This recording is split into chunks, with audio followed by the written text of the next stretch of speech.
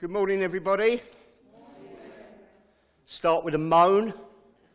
Why is it that whenever I do a service, whichever way round we do it, the laptop works fine for Phil? If I'd have been leading this morning, we would have had no songs, or we might have had music and no words, or we might have had words and no music. But I'm starting to take it personally. Charmaine, I hold you responsible.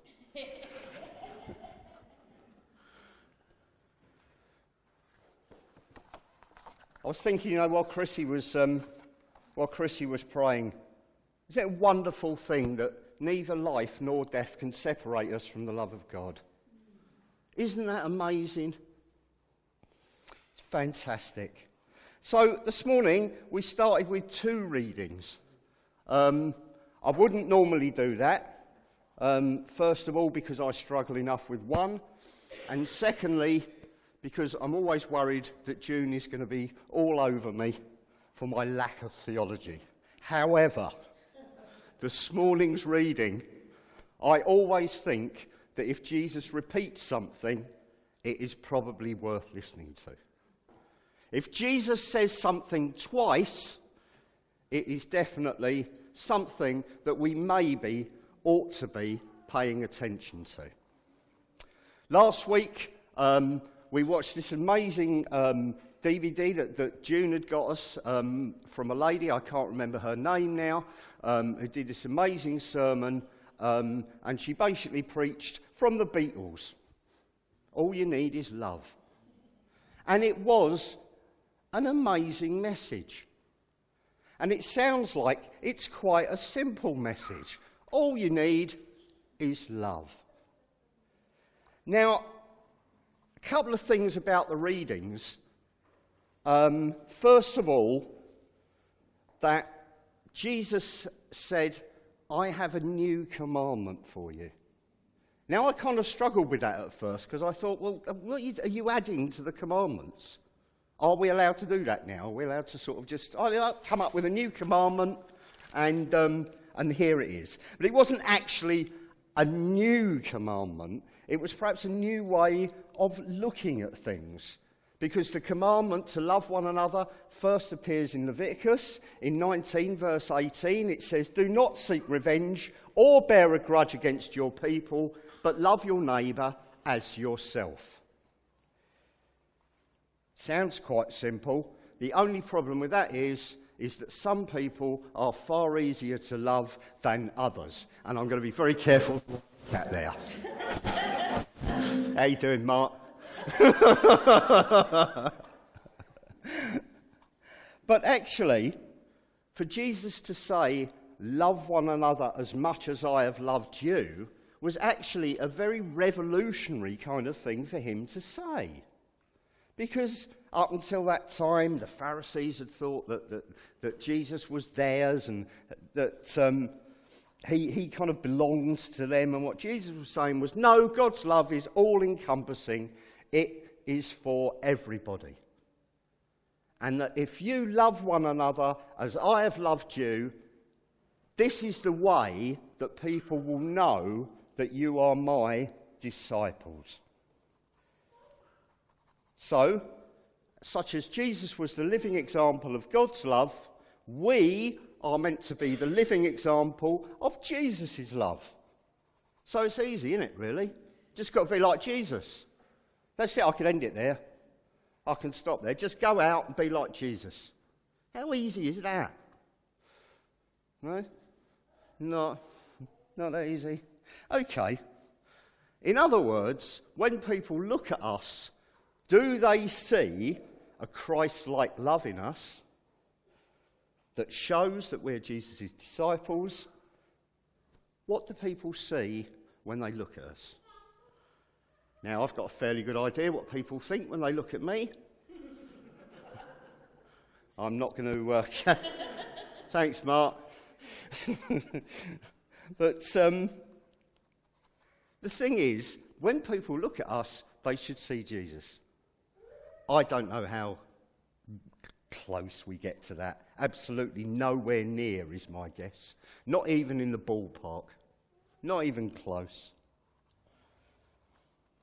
So, Love one another as I have loved you, so that people will know you are my disciples. So how do we do that? Well, first of all, with the church. I don't know what people see. I've been around church and churches for quite a long time now, and it's very difficult to be objective. It's especially difficult to be objective about your own church, because you think, my church is wonderful. My church is wonderful, full of wonderful people, and we do wonderful things, and it is absolutely awesome. But actually, what do people see when you invite them to church for the first time? Well, I suppose it depends what you think church is, or why the church is here. You see, the church really should be a safe place for us to be ourselves. The church should be a safe place for us to drop all those barriers, all those pretenses. The church should be a safe place for us to be able to share our tears and our concerns. The church should be a safe place for people to come no matter what is going on in your life at this moment. Jesus is very, very happy that you are here. When we invite people to church, we invite them to come and stand with us, to worship with us, to share our worship and our love for Jesus. And when people come to church, really what they should see is a reflection of our Christian lives. In other words, if you invite someone to church on a Friday and they come on the Sunday, they need to see the same person. It's absolutely no good them seeing a totally different person when they come to church on Sunday.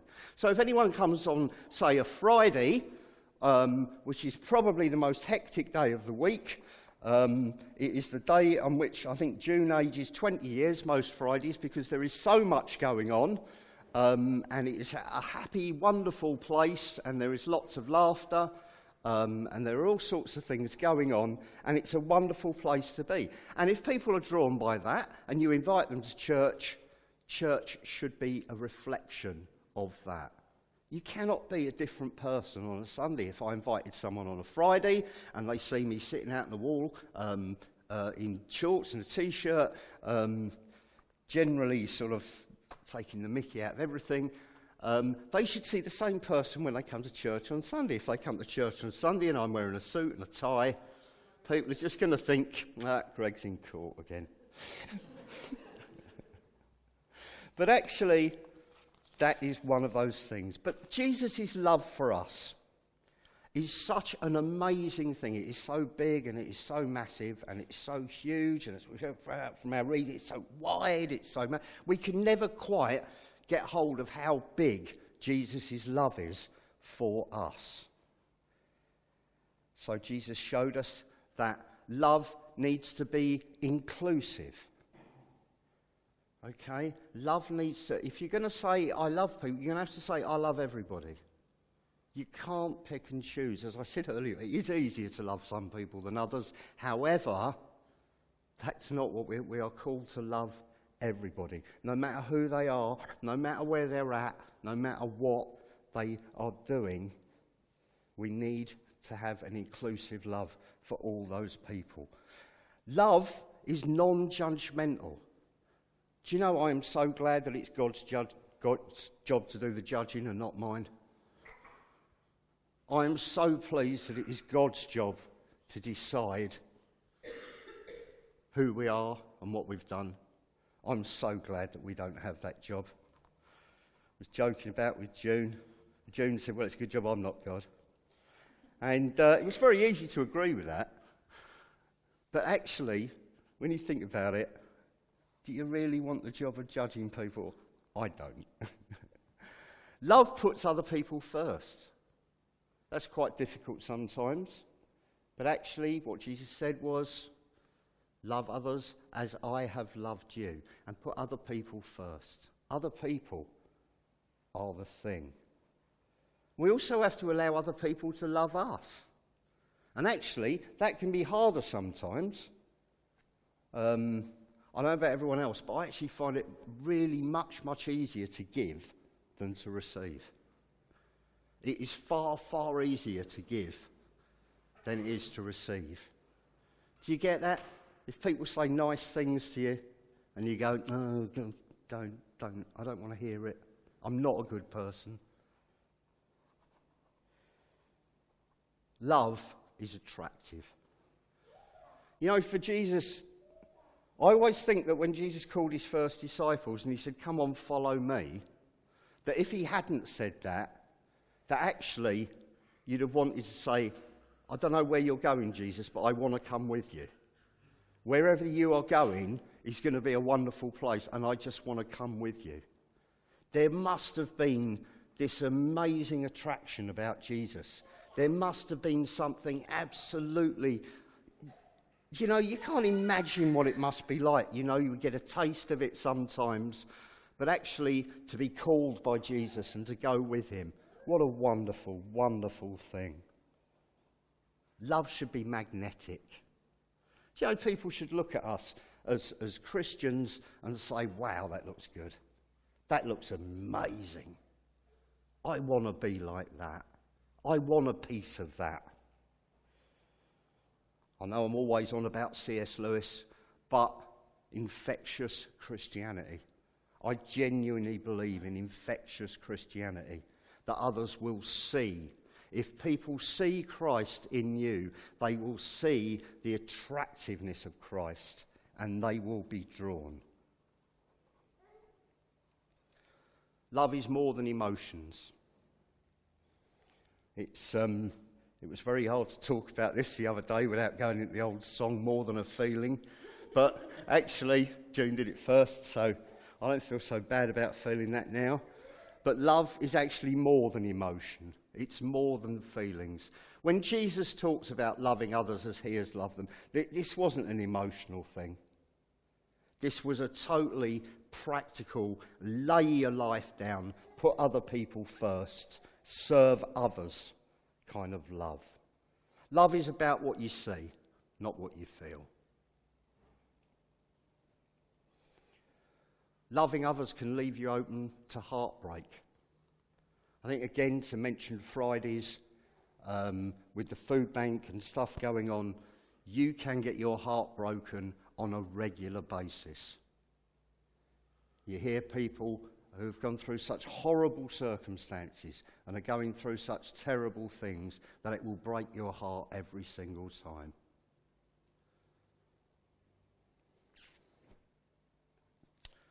Love endures. Love lasts. The love of God lasts forever. Isn't that amazing? Do you know that is such a long time? Forever is ages and ages and ages. 27 years ago, I married Viv, for better or worse, for richer or poorer. And 1 out of 2 is not bad. It wasn't love at first sight. Viv didn't like me when she met me. She thought I was vain. She thought I was a bit full of myself.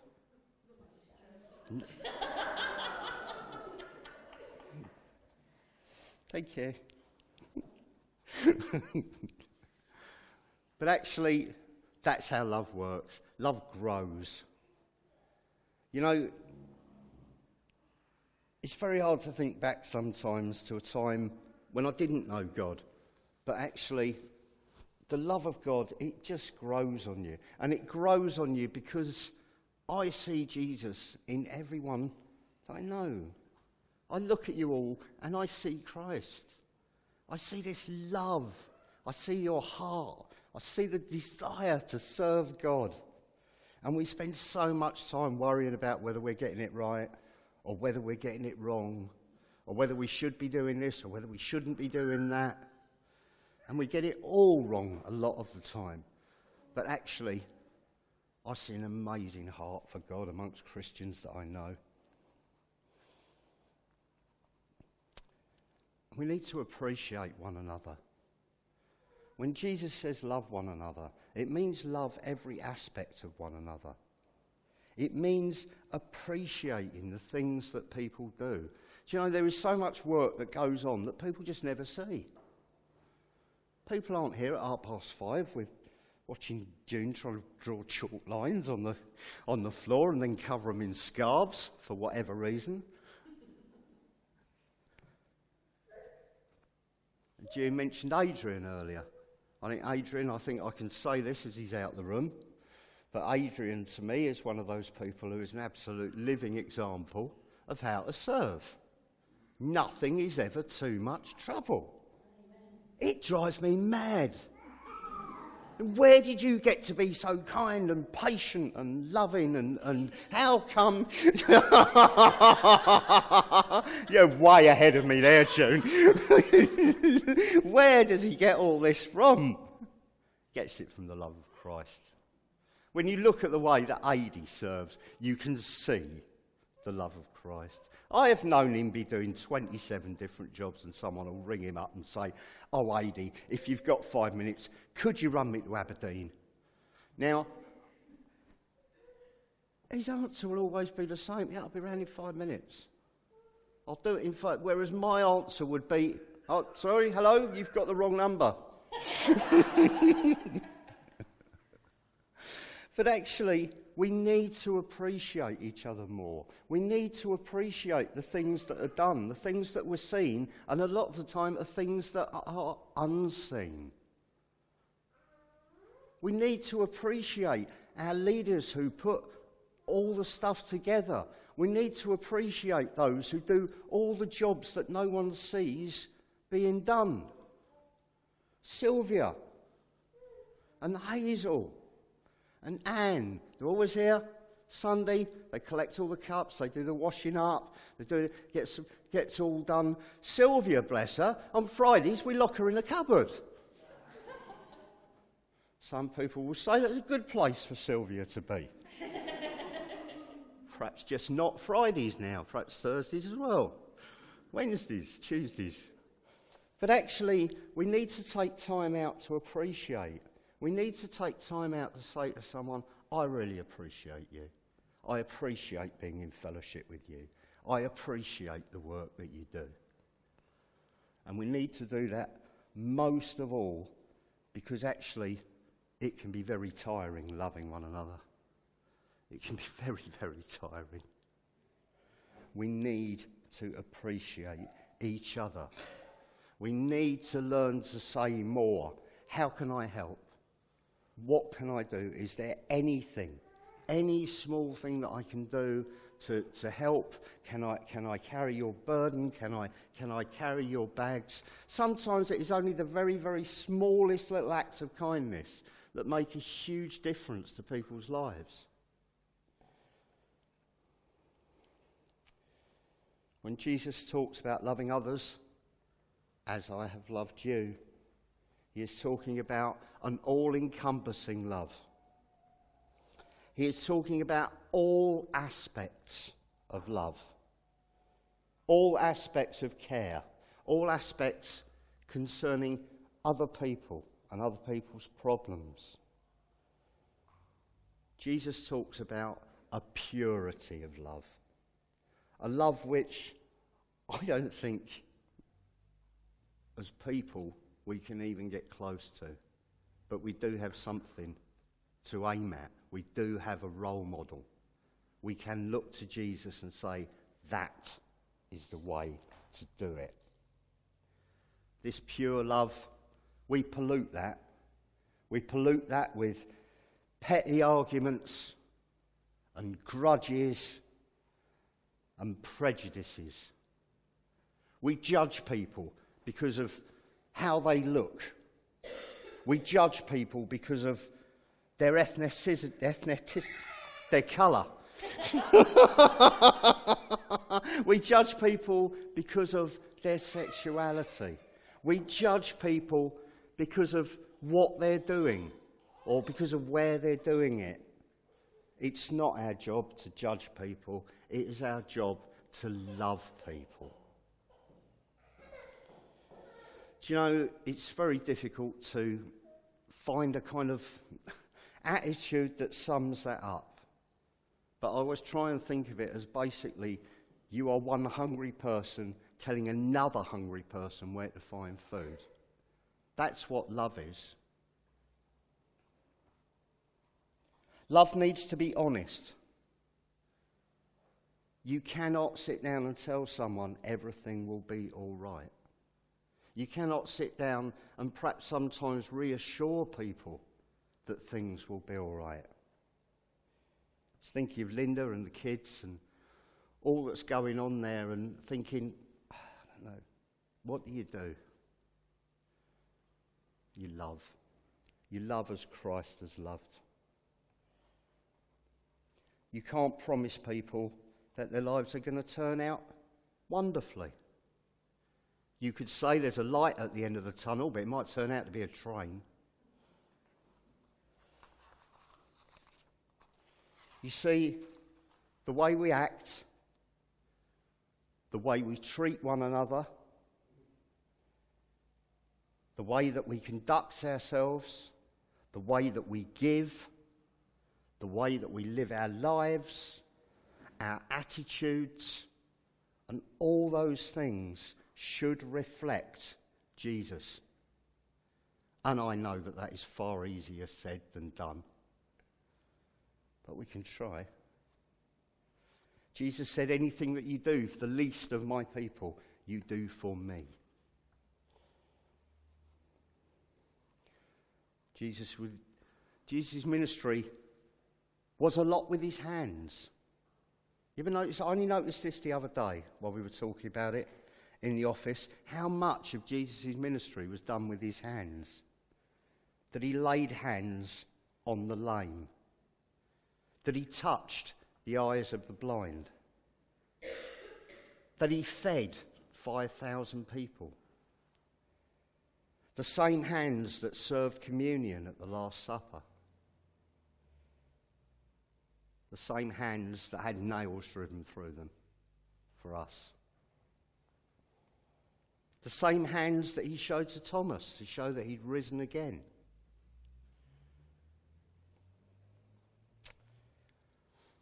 Very, very quickly, as I've got one eye on the clock. See, a new commandment I have brought you. I've got 10 here. Very, very quickly. 10 commandments. Not to be confused with the real 10 commandments anyway. I'm not Moses, in case anyone was wondering. Okay. 10 commandments, very, very quickly. These commandments are a brief guideline to being yourself, and they are not aimed at anyone in particular. Are you listening, June? Number 1, you will not be perfect, nor even try. Sorry if that comes as a disappointment to anyone, but we are never going to be perfect. We're never going to get it absolutely right. The best we can do is the best that we can do. And we give what we can give. Number 2, you will not try to be all things to all people. Believe me, this road means disaster. You can only be yourself. And sometimes the reason I said that it's easier to love some people than others is because we're all different. And we all get on different. And we all enjoy different things. That's okay. That's okay. Jesus is not saying you need to all be doing the same things at the same time. What he is saying is, be yourself and let his light shine through. Number 3, you will leave things undone that ought to be done. We can't do everything. There are only 24 hours in a day. There are only 7 days in a week.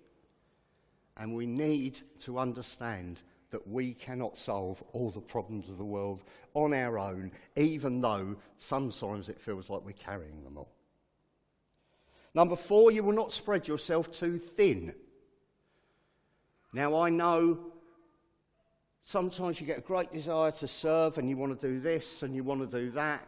And then before you know it, you're not doing anything properly because you have got a finger in so many pies, you are not focusing on any of them. Number 5, you will learn to say no. Very, very important, this one. Because actually, if you say yes to everyone and everything, you will just burn yourself out. You need to learn to manage. There is a way of saying no. I haven't found it yet. I am terrible at saying no, especially to some people. But you need to learn sometimes to say no.